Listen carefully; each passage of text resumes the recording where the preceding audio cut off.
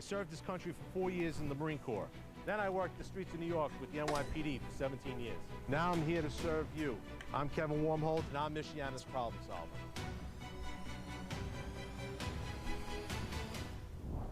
Tonight, Michiana's problem solver returns, putting the brakes on a local car dealership that one customer says isn't being honest about problems with the vehicle they sold him.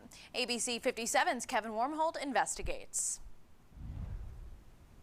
A local consumer's dream car purchased from a local dealership turned into a potential nightmare after discovering a major safety issue.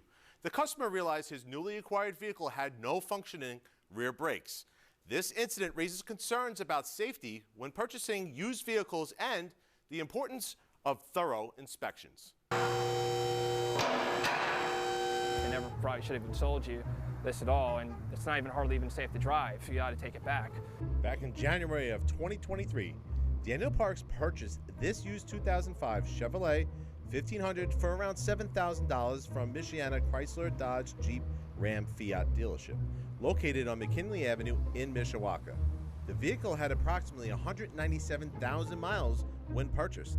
Daniel thought he got a decent deal, but only a week after his purchase, he says he began having issues with his lights, air conditioning, and most importantly, his brakes.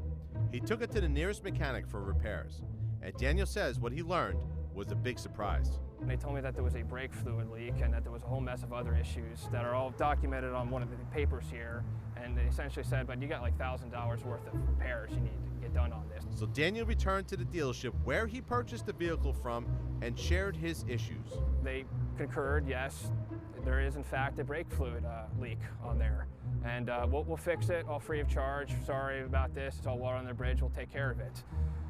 Well, the thing is, they fixed the brake fluid leak, but all they actually did was they essentially pinched it off and rerouted all the brake fluid up over to the front brakes, leaving the rear brakes with absolutely no brake fluid, essentially rendering me with no rear brakes. Daniel explained the ongoing issue in this video, shot shortly after he got his car back from the dealership. And as you can see, I am hitting the brake, and it is not stopping. Daniel also provided ABC 57 this photo of his rusted brake line. His next step, heading back to the dealership again, asking them to fix the problem again. Well, originally I just wanted to make it drivable, where it was safe and whatnot, but it's kind of stupid going back for help to the same people that keep screwing you over. I visited the dealership on probably about 6 different instances, and it's always been just giving me the runaround. Daniel took the vehicle to Firestone Complete Auto Care on West McKinley Avenue in Mishawaka to get a second opinion and to see how much it would cost to fix the problem. Daniel was quoted just over $4,300. I met Daniel at that Firestone location and talked to a service representative. The Firestone rep would not go on camera for an interview, but did confirm that the brake lines were pinched and rerouted to the front.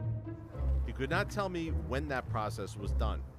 Since Firestone wouldn't talk about this issue on camera, I decided to find an expert who would show and tell me more about this issue. I found one at K&J Auto in Mishawaka. The owner, Kyle, had a Buick in his shop with rusted brake lines, the same problem with Daniel's vehicle. Go ahead and push down on the brake pedal. Oh yeah, There you go. You can see in this video, the Buick's rear tire spinning while the mechanic at the same time is applying the brake. Yeah, so it's still going. Whereas like this one, that one's locked up. Right. And in this clip, you can see the fluid flowing out of the brake line. So how is a normal brake line supposed to look? Kyle offered to put my personal vehicle on the lift to explain. So Kyle, first off, let's get just an overlay of how the brake lines function underneath the car. How does it work? So when you step down on your brake pedal, it applies force through the system, through your master cylinder, to your brakes, through the calipers and or wheel cylinders, and it applies friction to your rotors, which helps stop the car. Kyle told me that the brake fluid is essential in this process because the system needs something to compress. Is it possible, if the rear brake lines, for instance, are rusted out, to fold or clamp off and redirect the fluid to where it would only go to the front? Absolutely. I see it more often in race cars.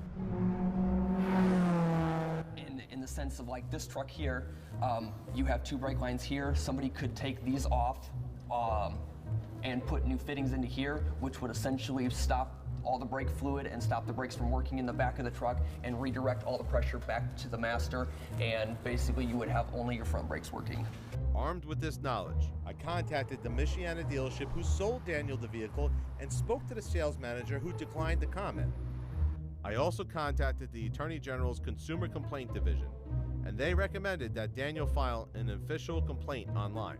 Well, on the chance that anybody at that dealership is listening to this, I'm just asking you to do the right thing. Fast forward a few weeks later, Daniel Parks got some good news. And I was contacted by the dealership. It was actually probably a little further along. It was when I believe right after you visited them, and I said I just want to cash out and move on with my life. And a couple days later, on Friday of 24th of this month, I walked in and he gave me the check. So I guess that's why they call you the problem solver, right? Most auto experts recommend getting a pre-purchase vehicle inspection, especially on a used vehicle. We are told that the process takes about 15 minutes, and this could save you money in the long run. If you need to file a complaint with the Indiana Attorney General's office, you could call 317-232-6330. In studio, Kevin Wormhold, ABC 57.